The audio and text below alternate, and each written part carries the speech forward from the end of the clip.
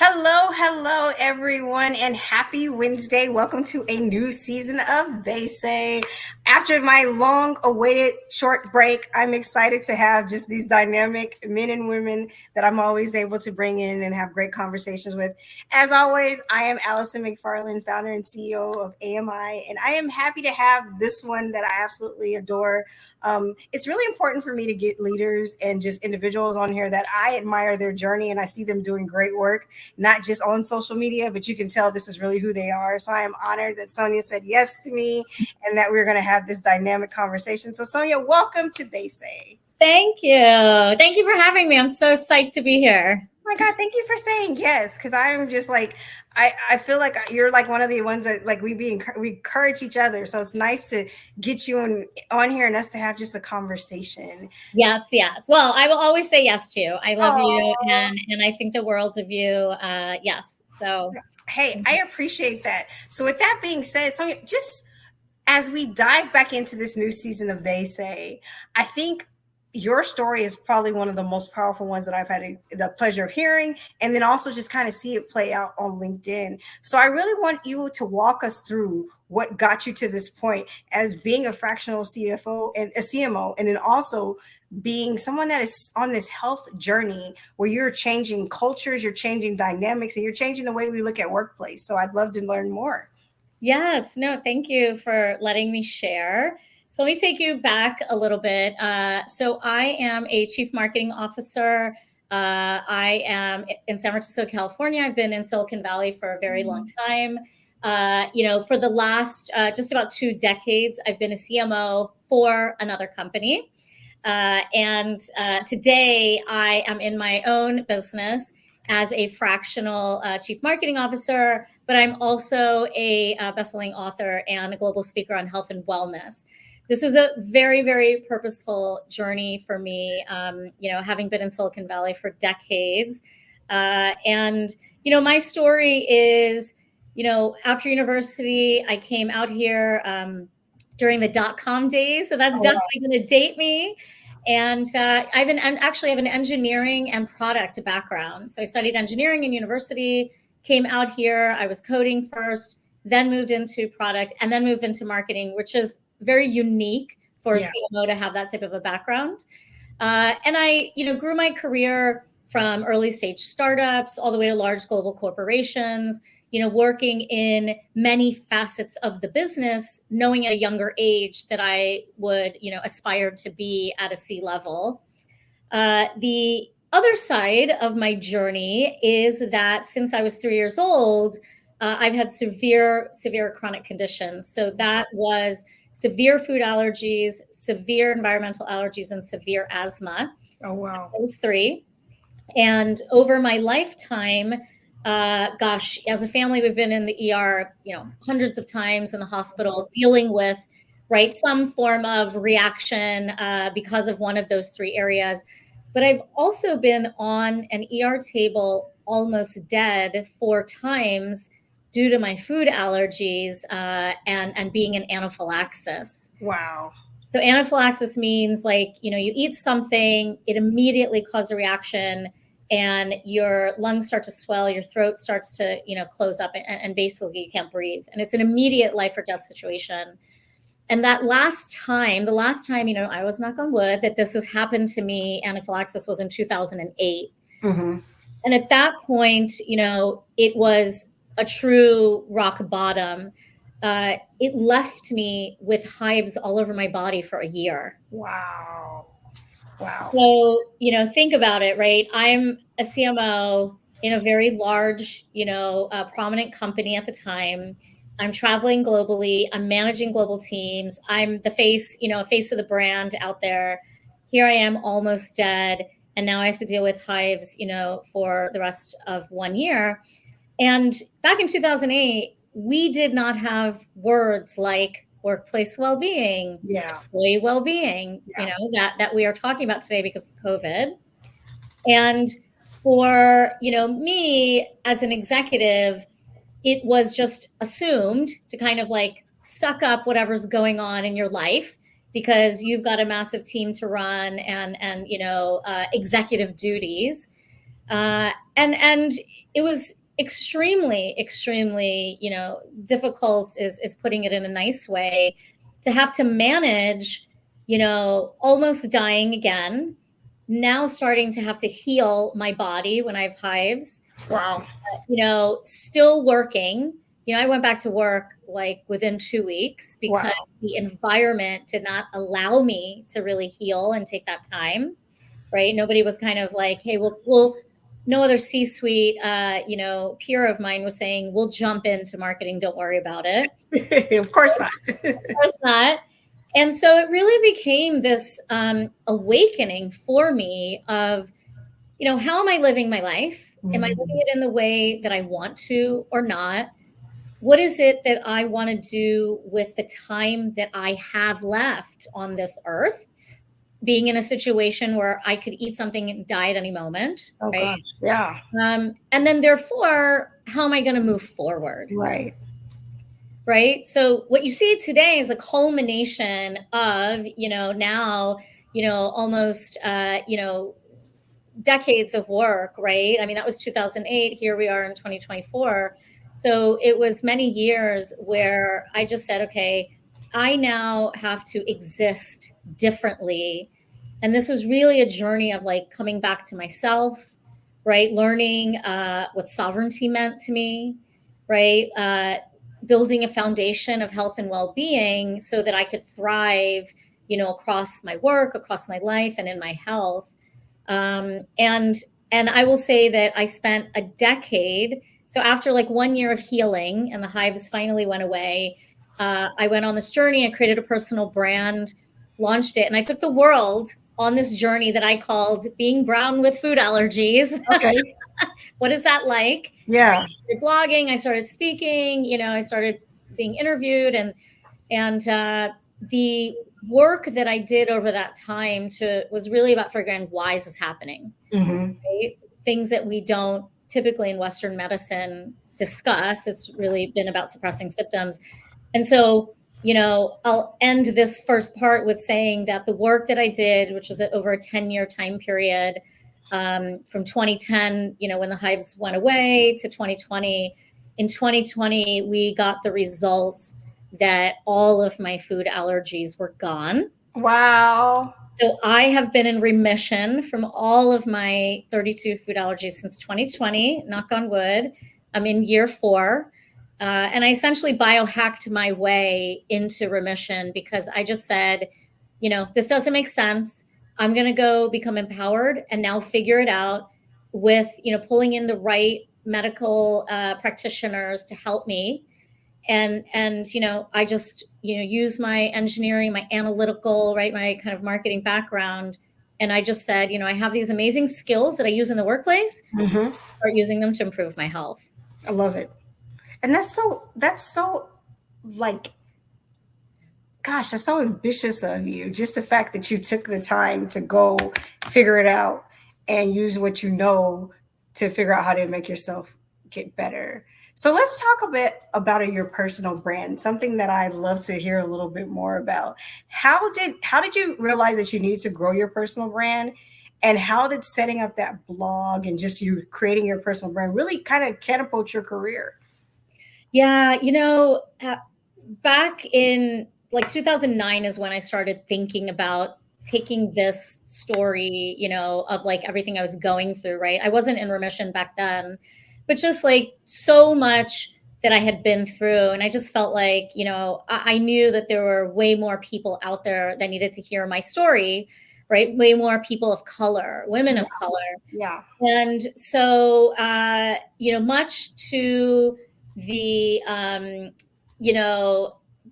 I'm sure detriment of parts of my career as well, because my CEO didn't want me to have a personal brand. He was like, what? You have like a blog site and you're writing about XYZ, but you're supposed to be focused on, this stuff in the workplace. And I'm like, yeah. And I still am focused on that stuff. But what I do in my personal time is my personal time, right? Right. So, nobody was really building personal brands, back there as executives.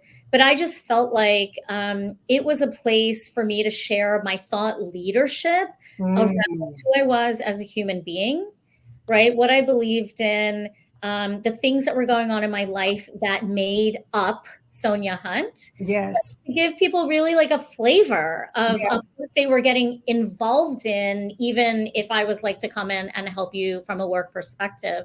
So, the way I just started doing it was two things. I of course bought my URL, which was available at the time, and I just started blogging. And Mhm. that blog was, again, like talking about being brown with food allergies and what that was like from a health perspective, from a work perspective, and just life, right? How was life treating me when I was sick? What was going on in my work, right? Were there resources? Were there not? And it was incredibly empathetic and authentic, Yeah. like raw. Yeah.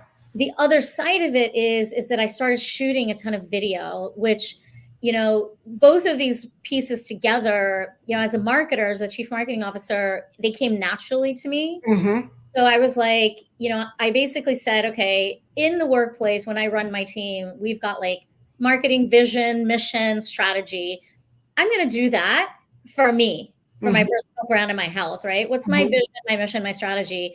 And then the personal brand was a way to, bring all of that information out.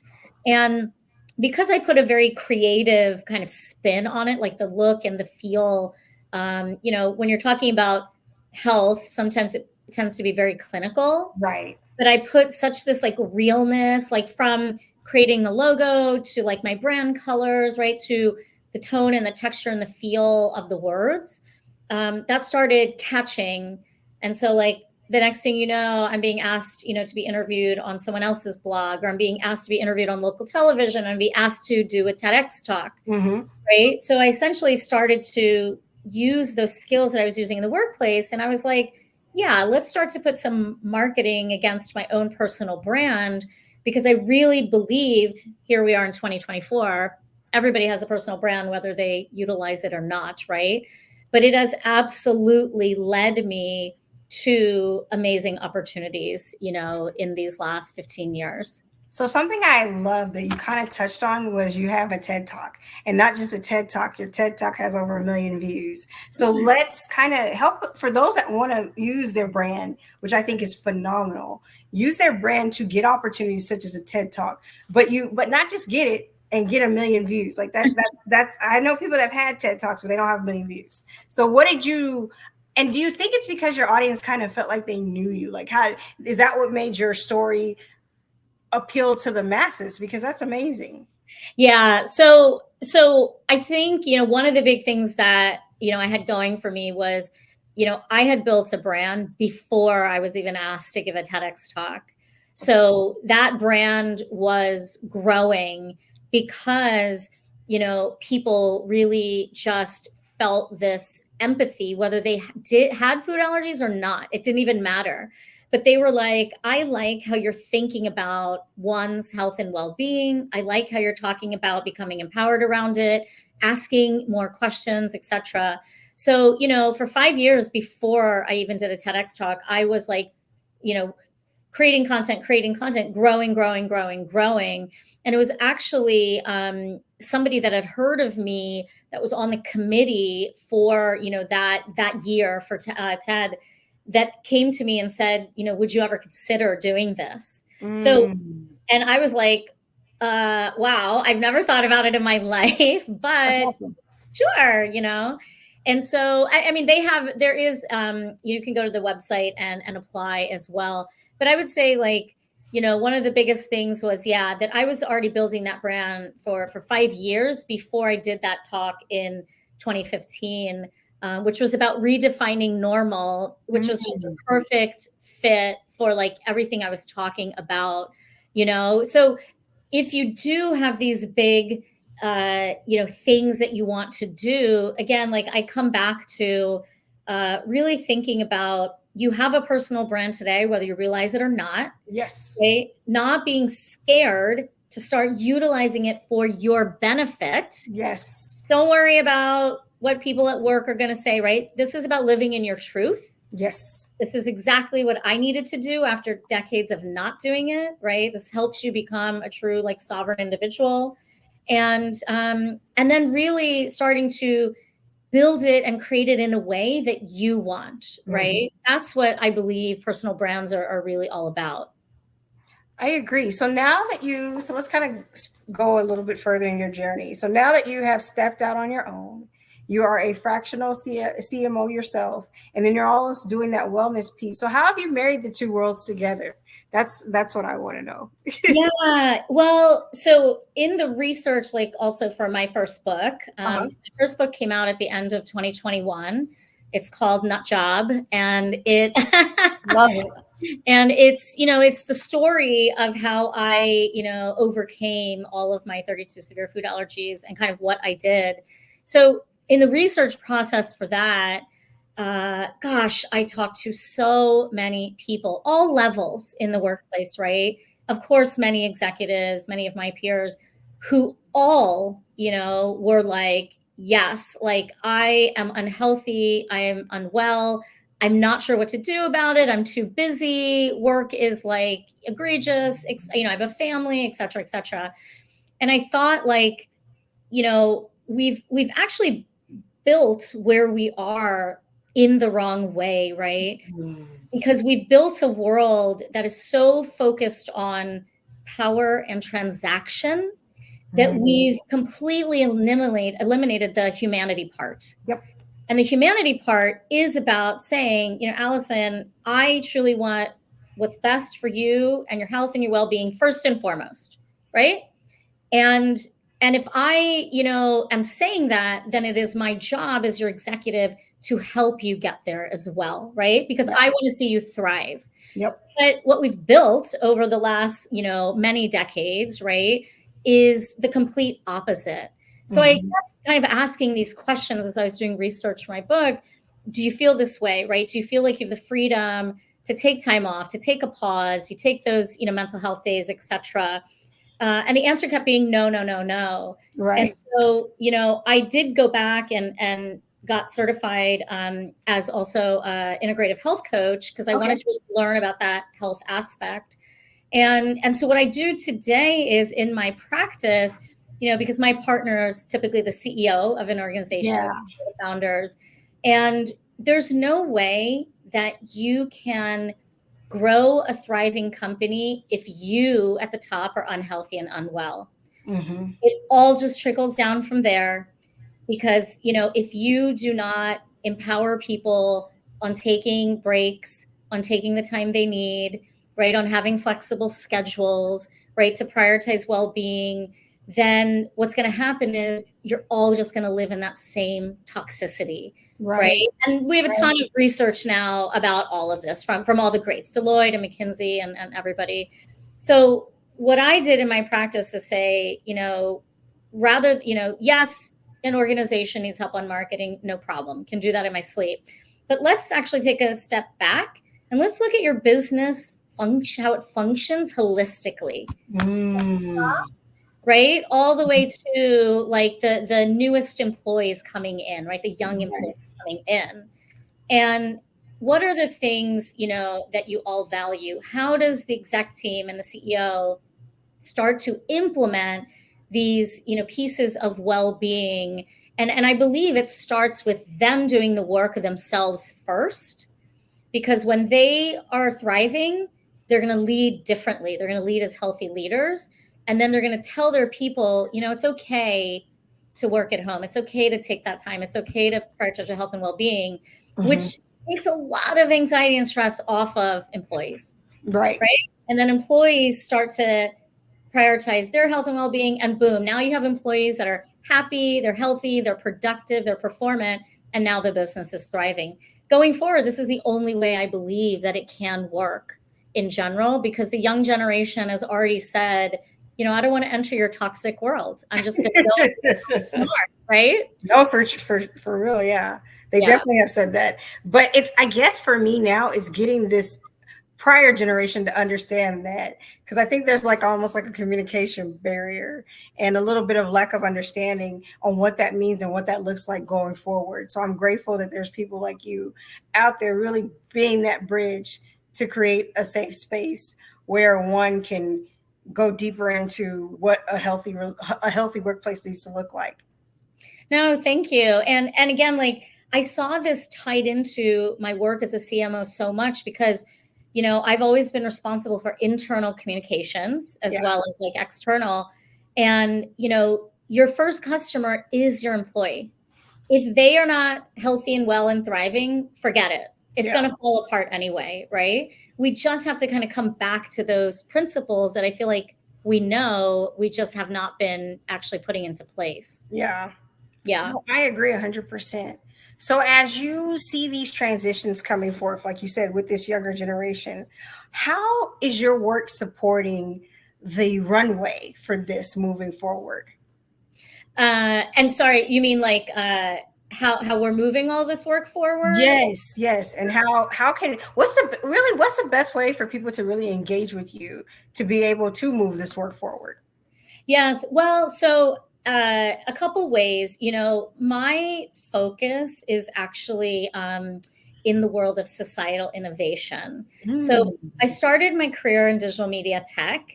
And right around this time where I'd gotten sick and I was saying, like, I just completely not only transformed my health, but just like what was happening in my world.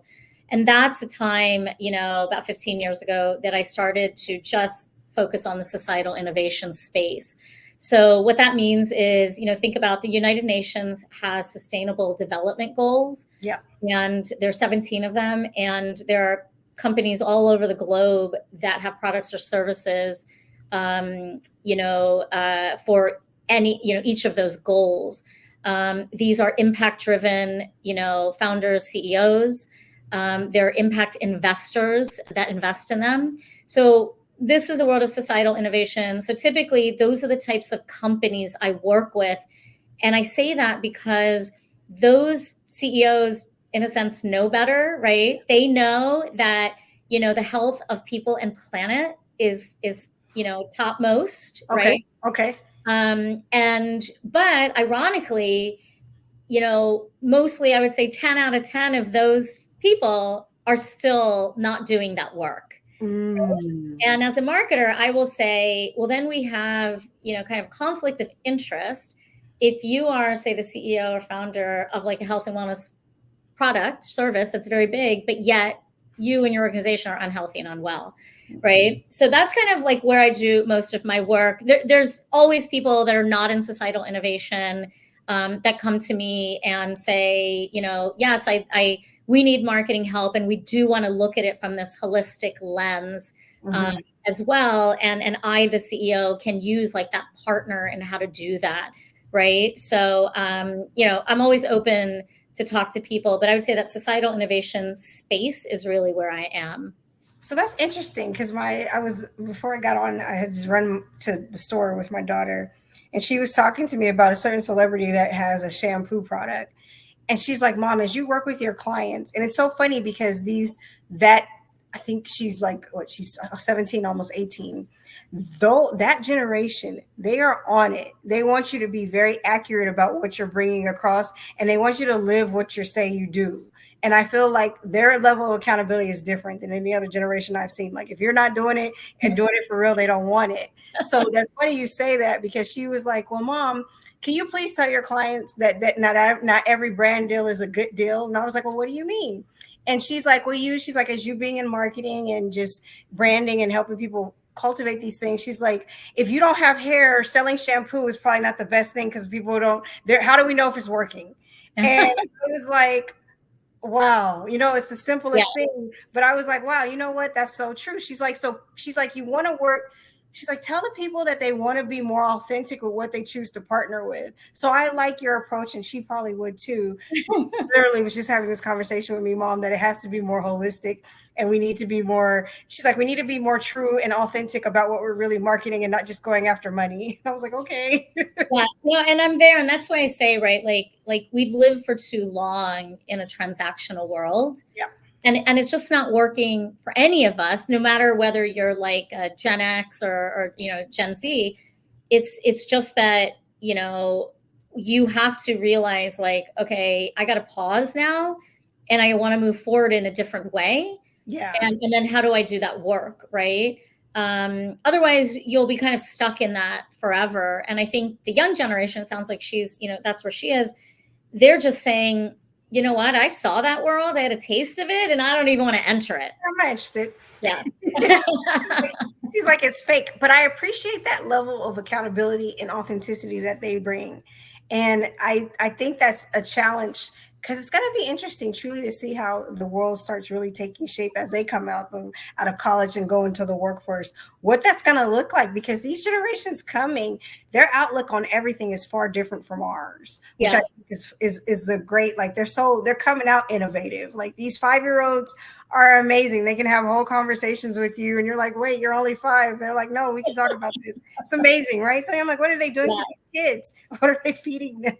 Yes. No, exactly. And look, this is what the essence of diversity is about. Yep. Right? Exactly. Yeah. And we just need more and more and more of that, in the workplace.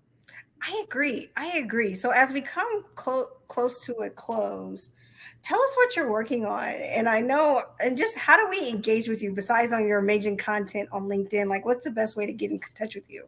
Yes. Well, okay. So SoniaHunt.com, SONIAHUNT. You can read about my story, kind of what I do. You can read about a little bit about my book. There are links to my book there as well, and the TEDx Talk.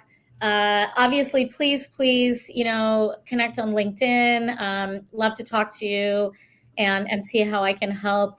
Yeah, I mean, from a business perspective, right? If your organization is in that like societal innovation space, you are looking, for help, not just from a marketing perspective, but to really think about how your business can thrive holistically, right? Yeah.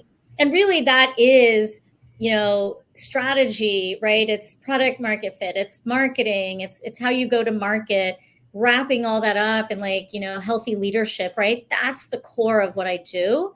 So there are many people out there that'll just be like, yes, let me come and plug your marketing and then I'm out. That's not what I do, right? Right. It's all now a holistic lens, because we want you, the CEO, to thrive. We want all your people to thrive. And that's how the business thrives.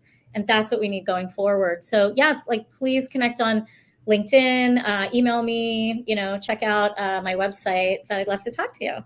She's amazing, and I'm honored to have her on They Say. So as we conclude They Say, I always ask my guests, what was a They Say moment? So something that either someone said you couldn't do or you told yourself you couldn't do, but you ended up achieving it. So is there a moment you can think of where you had an experience like that? Oh, absolutely. I was going to say, they say when I had the hives for a year, Mm-hmm. and I was just, thinking about how do I want to move forward. The North Star I came up with was, I wanted to, age healthily while trying to get rid of my food allergies. And when I talked to many different doctors about this, they all said, can't do it. Right. No cure for food allergies today, blah, blah, blah. And if I had let them keep me in that suppressed place where I was for decades, right, I would not be the thriving individual that's standing in front of you today. And I just had to say, great, but putting you on the side, and I'm going to go, figure this out. And then a decade later, I had an incredible, health transformation. So, I think for too long, I let people run the show. Right. And it was really about me, right, becoming empowered to say, I'm going to run the show now, my life, how I want to. And that's true sovereignty. I love it. And that was a great mic drop place where to end it. So yeah, thank you so much. That was powerful. I hope they left just empowered and inspired as much as I was. So I am just honored that you said yes. And you guys, thanks for joining us on this episode of They Say. I will be back with another dynamic guest that will just keep this train rolling. And thank you again, my friend. And you guys have a good rest